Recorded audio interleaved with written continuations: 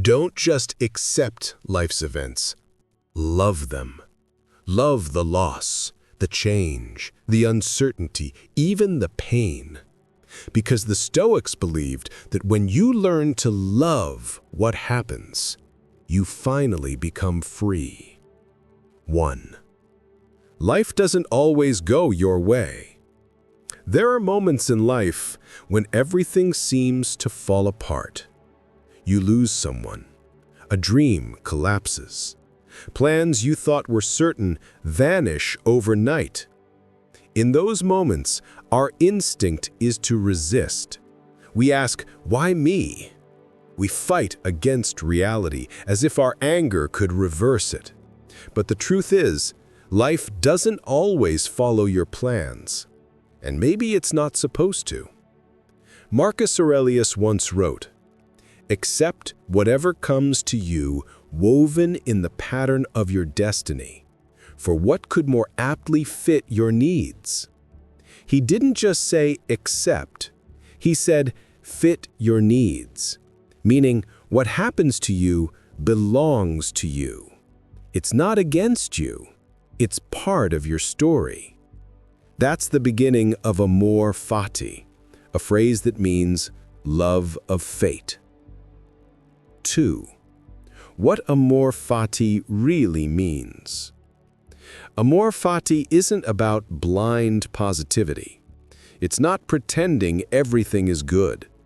It's about seeing meaning in everything that happens, even in pain, even in failure.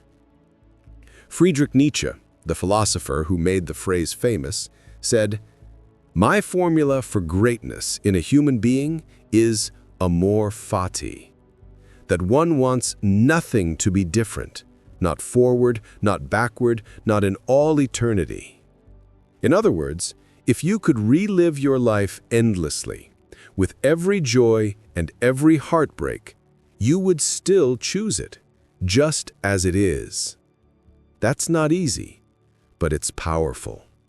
Because once you stop fighting what is, you start living with peace. 3. Resistance creates suffering. Imagine holding a rope that's being pulled by a strong current. The harder you resist, the more it burns your hands. But the moment you let go, you're free. That's how life works. Pain isn't always optional, but suffering often is. It's created when we wish things were different, when we replay what if in our heads. Epictetus, the Stoic slave-turned-teacher, said, "Do not seek for things to happen as you wish, but wish for things to happen as they do, and your life will go smoothly." He wasn't saying don't dream.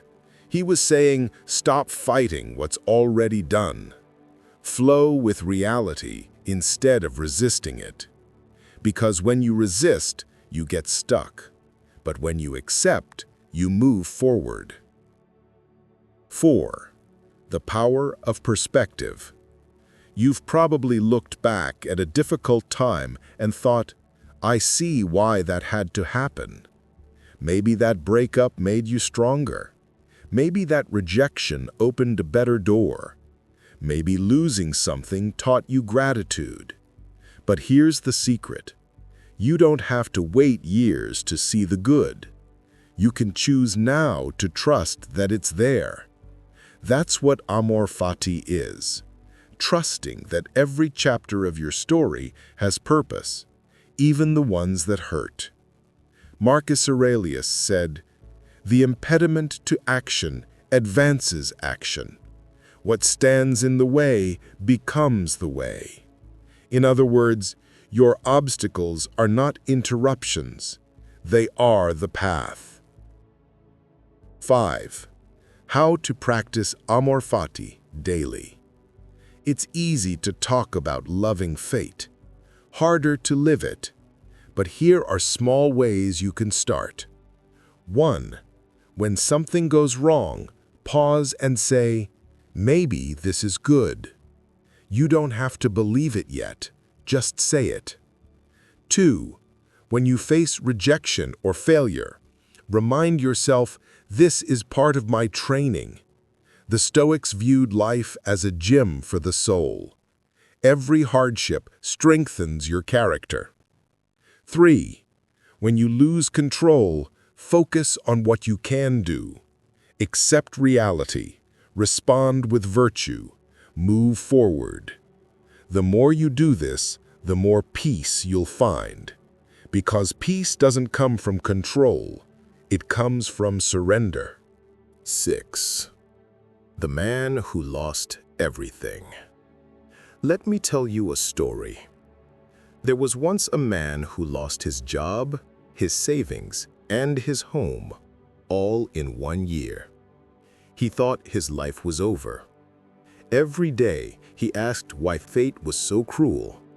But instead of giving up, he started walking, just walking, every morning. On those walks, he thought about the words of Marcus Aurelius. It is not what happens to you, but how you react to it that matters. Months later, he met someone during those walks, a friend who introduced him to new work. That job became his life's mission, helping others who had lost hope. Years later, he said something beautiful. If I could go back, I wouldn't change a thing.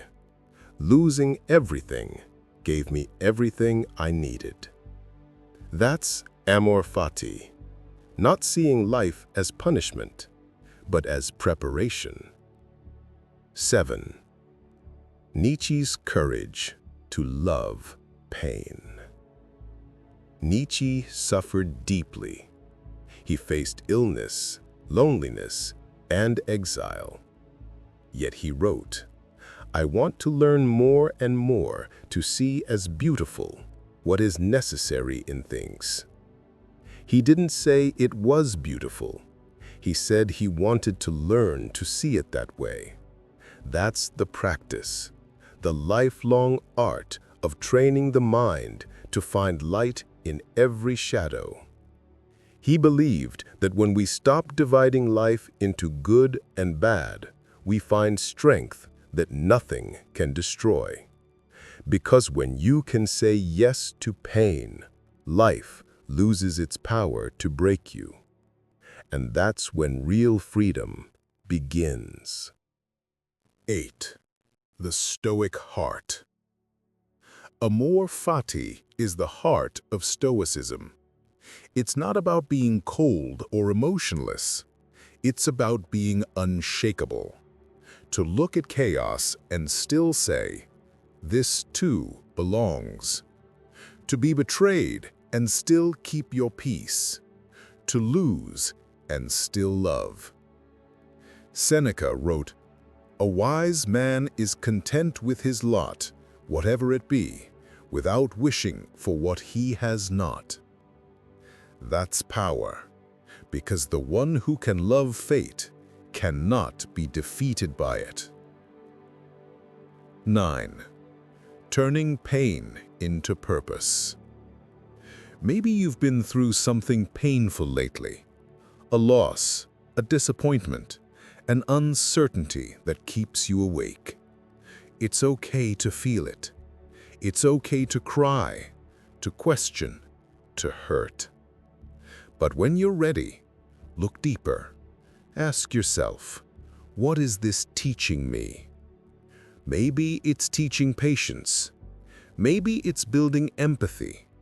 Maybe it's guiding you towards something better.